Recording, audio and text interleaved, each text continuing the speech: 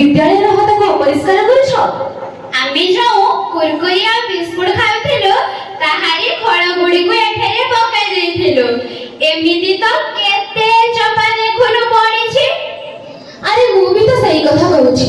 विद्यालय हातको कोन एमिति अपरिष्कार करिबा ठीक हेबो? आम विद्यालय को एतिके स्वच्छ करिबा आम विद्यालय सेतिके सुंदर रहिबो। तू जेमिति चढुछु ना आमे गोटिए बिराट असुविधा करि पकेइछु। हां बा ए देखुनु सेठी केमति पॉलिथिन पडिछि सेठी देखुनु सेठी केमति ओलिया पडिछि खाली हमको दोष दउछु।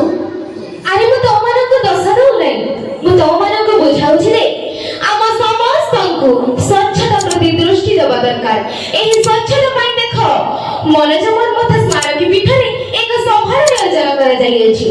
स्वच्छता पक्ष पालन विषय लोकमानଙ୍କୁ सचेतन करा जाउछि। सेठु कोन हला सफा जंती केते होउछि एठे नुआ कोन? अरे कोन कहलु स्वच्छता पक्ष पेक्षा ए हाबोणी कोन? अरे सेही କଥା तो मु कहूछि तमे सुनुछ कोठी? शाश्वती तेरे कहुनु एही स्वच्छता पक्ष कोन? स्वच्छता सचेतनता पई सेप्टेम्बर 1 तारिख रु 15 तारिख पर्यंत एही 15 दिन को स्वच्छता पक्ष बोली कुहा जाय थाए। हां सेइटा तो बुझिली किंतु मते कह ए स्वच्छता सचेतनता पुनी कोन? सुन स्वच्छता पई लोकमाननको मनरे सचेतनता सृष्टि करबा हेउची एक सभा समितिर उद्देश्य। एमिति करले लोकमाने सचेतन हेबे। आमे बुझी गलु सभा समिति हेले बहु लोक आसबे भल भल कथा सुनिबे स्वच्छ का सफा सुतरा रहिले कोन सब सुविधा हेबो से विषय रे जानिबे। ठीक कथा समस्ते आमे सचेतन होई आमर एही जन्मभूमि भारतवर्ष को स्वच्छ करी गढ़ी तोड़बे। जेते दिन पर्यंत आम भारत स्वच्छ होई न पारिछि सेते दिन पर्यंत आम समस्तଙ୍କର प्रिय महात्मा गांधीଙ୍କର आत्मा स्वर्ग रे शांति पाई परिबो नाही। हां महात्मा गांधी चाहिथिले तांकर प्रिय भारतवर्ष स्वच्छ रहू समस्ते सचेतन हुअन्तु। जेते दिन पर्यंत आम परिवेश को आमे स्वच्छ न करिबु विभिन्न रोग व्याधि रे पीड़ित होई अकालरे मृत्युवरण करिबु। सेइटा तो बुझिली किंतु मो मनरे प्रश्न आसीछि कहूनो कोन से प्रश्न? स्वच्छता पई प्रतिवर्ष सरकार पूरा टका खर्च करछंती।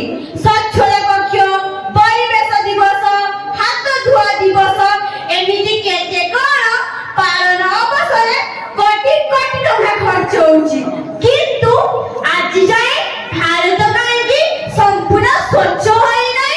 आज जाए भारतवासी कांकी सचेतन होई नांती काहे कि आज जाए बापूजी के आत्मा गुमुरी गुमुरी कांदुछे। अरे केमिति हबो?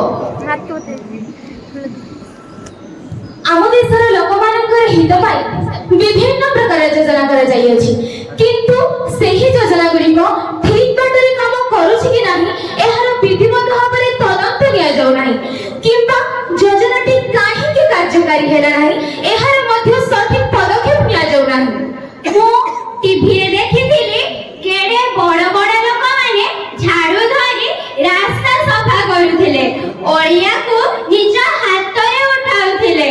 हां तू ठीक देखिछु किंतु सेइटा केवल फोटो उठा पाई फोटो उठा करले झाड़ू के रस्ता लिखे मो मतरे से कार्यक्रम नाम फोटो पाई नाटो फोटो उठा देश बन जाओ। एमिति हेला आम देशर अवस्था कोन हबो? जेते बेले पर्यंत आम मन आम आत्मा स्वच्छ न होइछि सेते बेले पर्यंत आम देशर उन्नति किपरि घटिबो? आमे जेते बेले पर्यंत निजे सचेतन न होइछु समाज को कोन पर सचेतन कराइबु? शहर रे जेते बेले शिक्षित लोक माने ओलिया अपजना को नै रास्ता कड़े फेंकुछथि गाँ रे थिबा अर्ध शिक्षित अपाठ्यक ठारू कोन को आशा करे जाई पारे? खाली से ସେଇ ଯୋଉ ଫଟୋ ଉଠେଇଲାଟା ତାକୁ ବନ୍ଦ କରିବାକୁ ପଡିବ। ଖାଲି ଫଟୋ ଉଠାଇ ଟିଭି ବା ପେପରରେ ଆସିଗଲେ ହେବ ନାହିଁ। ଆମକୁ ଠିକ ସେ କାମ କରିବାକୁ ପଡିବ। ଦେଶ ବା ଦେଶର ଉନ୍ନତି ପାଇଁ ଆମକୁ ଆଗକୁ ହେବାକୁ ପଡିବ। ଆମର କର୍ମ ଏମିତି ହେବ, ଟିଭି ପେପର ଆମ ପଛରେ ଗୋଡାଇବ। ଖର୍ଚ୍ଚ ଦେଇ ସେମାନଙ୍କୁ ଡାକିବାକୁ ପଡିବନି। ହଁ, ବାସ୍ତବିକ ସତ କଥା। ଆମ ଦେଶ ସ୍ୱାଧୀନ ହେବାର 74 ବର୍ଷ ବିତିଗଲାଣି। ଆମେ ଅଶିକ୍ଷିତରୁ ଶିକ୍ଷିତ ହେଲୁ, ଗରିବରୁ ଧନୀ ହେଲୁ। ସ୍ୱଚ୍ଛତା ନାମରେ ବିଭିନ୍ନ ପ୍ରକାର ଯୋଜନା କରାଗଲା, କିନ୍ତୁ ଏହାର ଫଳ ଶୂନ କହିଲେ ଭୁଲ ହେଇଯିବ ଶାଶ୍ୱତୀ। ନିଶ୍ଚିତ ସ୍ୱଚ୍ଛତା ପାଇଁ ଆମେ କିଛି ମାତ୍ରାରେ ଆଗେଇଛୁ, କିନ୍ତୁ ଏହି 74 ବର୍ଷ ଭିତରେ ଆମକୁ ଯେତିକି ମାତ୍ରାରେ ପ୍ରଗତି କରିବାର ଥିଲା, ଆମେ ସେତିକି ମାତ୍ରାରେ ପ୍ରଗତି କରିପାରି ନାହୁଁ। ପ୍ରଗତିର ଡେଙ୍ଗୁରା ପିଟି ଆମେ ପ୍ରତିଗମନ କରୁଛୁ। ପ୍ରଗତି ନାମରେ କୁଢ଼ ଜୈବିକ ଆବର୍ଜନା ସହିତ ରାସାୟନିକ ଆବର୍ଜନାରେ ଆମ ପବିତ୍ର ଭାରତ ମାତାର ଶରୀରକୁ କଳୁଷିତ କରିଦେଉଛେ। ଆଜି ଯେଉଁଠିକି ଚାହ ଖାଲି ଆବର୍ଜନା। ଆମ ପବିତ୍ର ଗଙ୍ଗା ନଦୀ ଆଜି ଆବର୍ଜନାରେ କଳୁଷିତ ହୋଇଗଲାଣି। ଖାଲି ଗଙ୍ଗା ନଦୀ ନୁହେଁ ଚାରୁ, ଗଙ୍ଗା ଗୋଦାବରୀ ଠାରୁ ଆରମ୍ଭ କରି ମହାନଦୀ ସୁବର୍ଣ୍ଣରେଖା ପର୍ଯ୍ୟନ୍ତ ସମସ୍ତ ନଦୀ ଆଜି କଳୁଷିତ। ଯେଉଁ ଚିରସ୍ରୋତା ନଦୀମାନଙ୍କ ପାଇଁ ଆମ ଭାରତ ମାତା ଦିନେ ଗର୍ବ ଅନୁଭବ କରୁଥିଲେ, ସେଇ ଭାରତ ମାତା ଆଜି କଇଁ ହେଇ କାନ୍ଦୁଛନ୍ତି। ଯେଉଁ ବାପୁଜୀ ଆମକୁ ସ୍ୱଚ୍ଛତାର ମୂଳ ମନ୍ତ୍ର ଦେଇ ଚାଲିଥିଲେ, ସେଇ ବାପୁଜୀଙ୍କ ଆତ୍ମା ଆଜି ଭାରତ ବର୍ଷର ଚାରିଆଡେ ବୁଲି ବୁଲି ଦେଖୁଛି ତାଙ୍କ ଭାରତ ବର୍ଷର ଏଭଳି ଏକ ଅବସ୍ଥାକୁ। ତେବେ ଆମେ କଣ ଚୁପ ହେଇ ରହିବା? ଯେ ସ୍ୱଚ୍ଛତା ପାଇଁ ଏତେ ଅସୁବିଧା ହେଉଛି, ଆମେ କଣ କିଛି କରିପାରିବା ନାହିଁ? କାହିଁକି ନୁହେଁ, ଆମେ ସବୁ କରିପାରିବା। ଯେଉଁ କାମକୁ ବଡ଼ ବଡ଼ ଲୋକମାନେ କରିପାରିଲେ ନାହିଁ, ଆମେ ଛୋଟ ପିଲା ହୋଇ ମଧ୍ୟ ସେହି କାମକୁ କରିପାରିବା। ସ୍ୱଚ୍ଛତା କ୍ଷେତ୍ରରେ ଆମେ ଉଦାହରଣ ସୃଷ୍ଟି କରିବା। ଅପେକ୍ଷା କରିବାକୁ ଆଉ ସମୟ ନାହିଁ। ତମେମାନେ ଯଦି ସହଯୋଗ କରିବ, ତେବେ ଏହି ଶୁଭ କର୍ମକୁ ଆମେ ପ୍ରଥମେ ଆରମ୍ଭ କରିବା। ନିଶ୍ଚିତ ଆମଠୁ ଆରମ୍ଭ ହେବ ଏଭଳି ଏକ ଶୁଭ କର୍ମ। ଦରକାର ନାହିଁ ଡାକବାଜି ଯନ୍ତ୍ର, ଆବଶ୍ୟକ ନାହିଁ ଫଟୋ ଉଠାଇ ଲୋକ ଦେଖାଣିଆ କାମ। କିଏ କଲା ବା ନ କଲା ତାକୁ ଭ୍ରୂକ୍ଷେପ ନ କରି ଆମେ କରି ଚାଲିବା ଏହି ସ୍ୱଚ୍ଛତା ଅଭିଯାନ ଭଳି ଏକ ପବିତ୍ର କର୍ମ।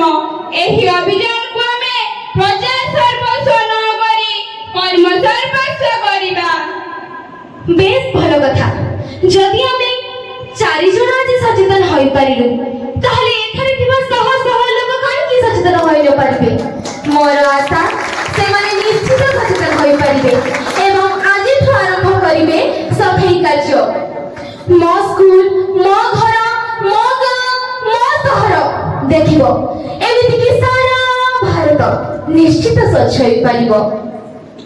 କଇଁ ହୋଇ କାନ୍ଦୁଥିବା ଭାରତ ମାତା ଆଖିରେ ଲୁହ ଆଉ ଝରିବ ନାହିଁ। ଭାରତ ମାତା ନିଶ୍ଚିତ ଆମକୁ ଆଶୀର୍ବାଦ କରି କହିବ, ସାବାସ ସାବାସ ମୋର ପୁଅ ଝିଅ, ବିଳମ୍ବ ହେଲେ ମଧ୍ୟ ମୋର ମାନକୁ ତମେ ରଖିଛ, ମୋର ସମ୍ମାନକୁ ବିଦେଶରେ ଧରି ଧରିଛ। ସାବାସ ମୋର ପୁଅ, ସାବାସ ମୋର ଝିଅ। ନିଶ୍ଚିତ ଆମେ ପାରିବା। ଇତିହାସ ସାକ୍ଷୀ ଅଛି, ଫ୍ରାନ୍ସର ଯେତେବେଳେ 8,00,000 ଲୋକ ମିଶି ଆନ୍ଦୋଳନ କରି ତାଙ୍କ ଦେଶରେ ବୈପ୍ଳବିକ ପରିବର୍ତ୍ତନ ଆଣିପାରିଥିଲେ, ତେବେ ଆମେ କାହିଁକି ପାରିବା ନାହିଁ? ଆମେ ବି ଏକ ନୂତନ ଇତିହାସ ସୃଷ୍ଟି କରିବା ଏହି ସ୍ୱଚ୍ଛତା ସଚେତନତା କ୍ଷେତ୍ରରେ। ସମସ୍ତେ ଆଜିଠୁ ଆରମ୍ଭ କରିବା। ଆମ ପାଇଁ ଦରକାର ନାହିଁ କୌଣସି ସ୍ୱଚ୍ଛତା ପକ୍ଷ। ଆମ ପାଇଁ ସବୁଦିନ ହେବ ସ୍ୱଚ୍ଛତା ଦିବସ। ପ୍ରତ୍ୟେକ ଦିନ ଚାଲିବ ସଫେଇ କାର୍ଯ୍ୟ। ତେବେ ଯାଇ ଆମ ଚାରିପାଖରେ ବୁଲୁଥିବା ମହାତ୍ମା